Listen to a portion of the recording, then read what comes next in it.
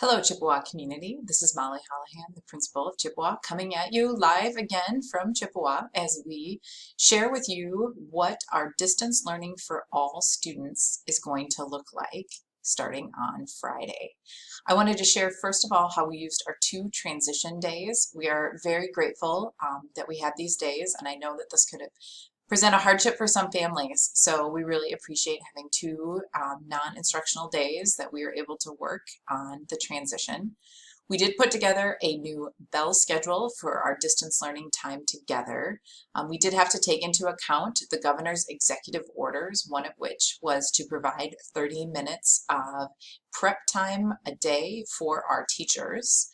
We made changes to Flex Fridays to make them live Fridays, and I'll share more about that in a minute. We had many staff meetings and department meetings where we reviewed best practices for all distance learning.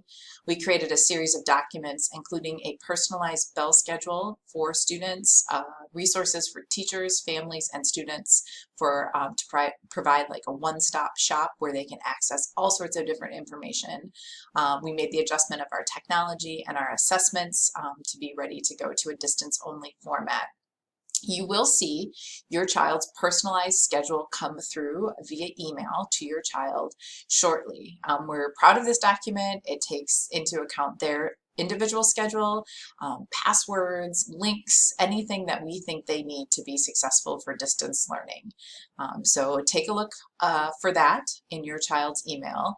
And if you have any questions, you can reach out to your student's dean. We are going to have our first day of distance learning this Friday, November 20th, and we are going to have all Fridays moving forward look like this. We are going to meet all 7 classes for 40 minutes. Our day is going to start with live teaching at 8:15 and will be done at 1:50 on Fridays. PE is not going to be live. They will instead push out a physical brain break to do during their PE time. Or if the student is a music student in 6th grade, they can do that whenever they wish. So all 6th grade music students will report to music class instead of PE. Everyone else will attend this schedule. There is a separate block schedule for 6th graders for when they have the 1-2 or 2-3 block or the 4-5, 5-6 block. Our live Fridays are different than our Flex Fridays. We're going to have minimal new content. We're going to focus on review, reflection, synthesis, opportunities for questions and answers, but it is going to be live with the expectation that students log in each hour so that they can have one more touch point with their teachers before the weekend. Our new bell schedule, even though there aren't really bells at home, is going to look like this, and we'll send this out in a separate document so you can read it clearly. On Mondays and Tuesdays, we're going to start live teaching at 8:15. From 7:45 until 8:15 in the morning, this is that mandated teacher prep time. It's also a way that students can have some prep time as well.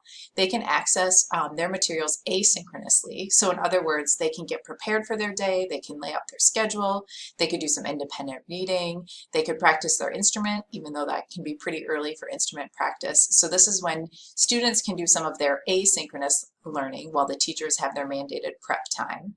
Then period 1 starts at 8:15. Period 3 is at 9:40, period 5 is at 11:10, and period 7 starts at 1 o'clock with a lunch break from 12:30 to 1. Mondays and Tuesdays will still continue to be 1, 3, 5, and 7. For 6th graders, we are sending out that block schedule separately. 6th graders are going to continue as they did when we were in person, with if they have an A-B day on Mondays and Tuesdays, their A class will go first, and then their B class. The bell schedule is similar on Wednesdays and Thursdays. Again, 7:45 to 8:15 teacher prep time and student prep time, with live instruction beginning at 8:15. You can see the same login times, 8:15 for period 2, 9:40 for period 4, 11:10 for period 6, and lunch from 12:30 to 1. And then after lunch, there's going to be flex time on Wednesdays and Thursdays. This is where teachers will schedule students one-on-one or at small group. Students will have time to work on missing work or if they had to miss classwork for some reason. This is when students will access extension opportunities and teachers will have time to respond to chats and messages to help students. Again, by the way, on Wednesdays and Thursdays, 6th grade Like when we were in person, we'll have their B day first and then their A day split within that hour. Our distance learning is going to continue to be based on live interactions. We want students to follow their schedule, logging in at the beginning of each class, and we will take attendance. As I shared with you before, we do know that virtual classes can be exhausting, and we are working to embed more meaningful off-screen activities. We also have an eye to material pickup plans that we might need as we continue this down the road.